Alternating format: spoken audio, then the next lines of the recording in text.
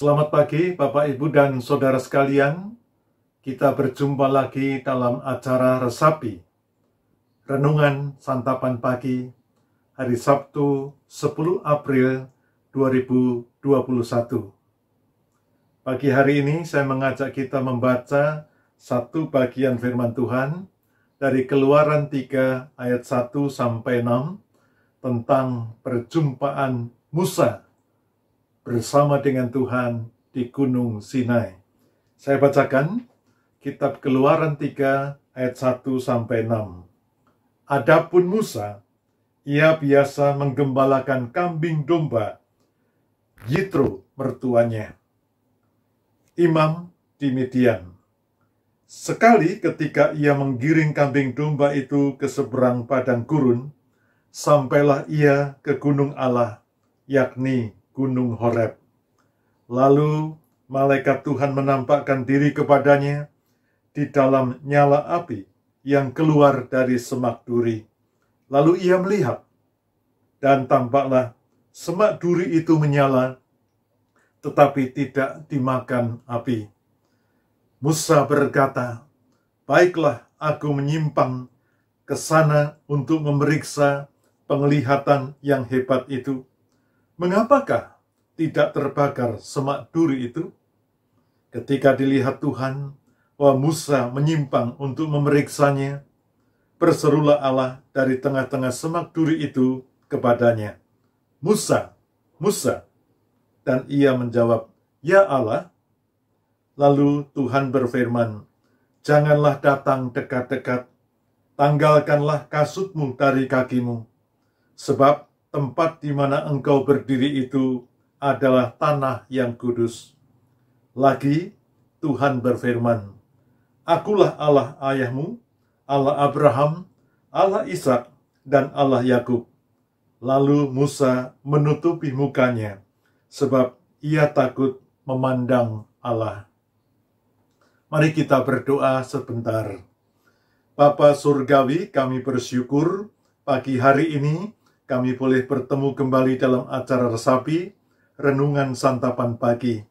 Biarlah firman Tuhan yang kami baca, dengar, renungkan bersama, menjadi pelajaran rohani buat kami umat-Mu untuk hidup di dalam kehendak-Mu. Dalam nama Tuhan Yesus Kristus, kami bersyukur dan berdoa. Amin.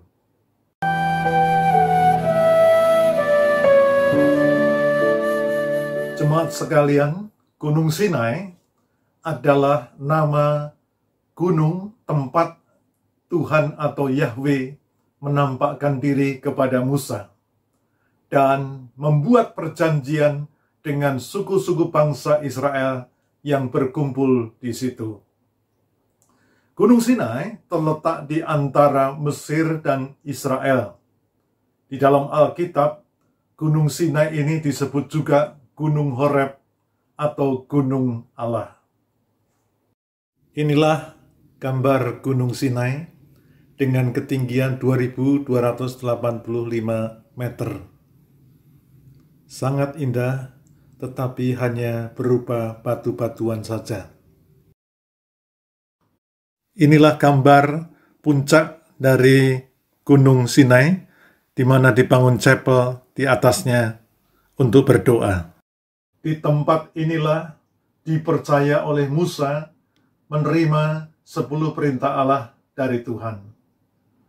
Gunung yang terletak dekat biara Santa Catarina dari abad ke-6 ini dianggap sebagai gunung tempat Musa bertemu dengan Tuhan atau Yahweh. Banyak jalan menuju puncak dengan ketinggian lebih kurang 2.285 meter ini. Salah satunya adalah Siket Sayyidna Musa, yaitu jalan yang diyakini pernah dijalani Musa. Jalan ini berawal dari biara Santa Catarina. Di biara itu dipercaya juga pernah terjadi semak belukar yang menyala, tapi tidak terbakar. Lambang transendensi dan sekaligus dekatnya Allah kepada umatnya. Juga sebagai gua di mana Elia pernah mengungsi ke dalam gua ini, yang dicatat di dalam 1 Raja-Raja pasal 19 ayat 9 sampai 15. Rahib-rahib pernah berkumpul di tempat sunyi ini sejak abad ketiga dan menobatkan suku-suku Badui yang hidup di sekitar tempat tersebut. Sebelum suku Badui ini menjadi Muslim, menyusul ditaklukannya daerah itu oleh tentara Arab pada abad yang ke-7. Saudara sekalian, di Gunung Sinai ini erat hubungannya dengan 10 perintah Allah yang memuat pembaharuan janji antara Israel dengan Yahweh, dengan Tuhan, dengan perantaraan Nabi Musa yang dipakai oleh Tuhan. Kalau kita mau mengambil pelajaran rohani dari kisah yang terjadi di Gunung Sinai ini, paling tidak ada 4 pelajaran untuk kita ingat bersama. Yang pertama, Tuhanlah yang memelihara mereka selama perbudakan. Tuhan menjagai, menyertai bangsa Israel, umatnya ini, di tengah perbudakan, tetap Tuhan memelihara mereka. Dan pelajaran yang kedua, kita melihat juga Tuhanlah yang membebaskan mereka, dan mereka bisa eksodus keluar dari Mesir melalui Musa kembali. Dan pelajaran yang ketiga, kita bisa melihat Tuhanlah yang menyertai mereka dengan tiang awan dan tiang api dalam perjalanan mereka keluar dari perbudakan Mesir. Dan yang keempat, Tuhanlah yang selalu menepati janji-janjinya kepada umatnya. Nah, dari kisah yang kita dengar dari Gunung Sinai ini, maka kita juga bisa belajar merefleksikan dalam hidup kita sehari-hari.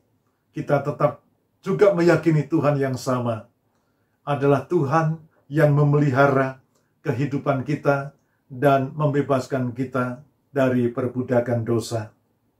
Kita juga meyakini Tuhanlah yang membebaskan kita dari segala kuasa iblis, segala kuasa dosa, segala ikatan yang membelenggu hidup kita. Kita juga meyakini bahwa Tuhanlah yang akan menyertai kita dengan tiang awan dan tiang api, dengan terang dan kasih-Nya, kuasa dan perlindungannya setiap waktu, setiap saat.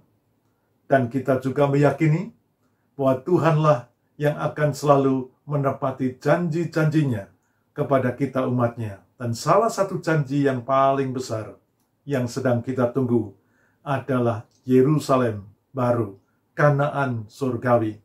Biarlah kita menanti dengan taat, menanti dengan tekun, menanti dengan setia.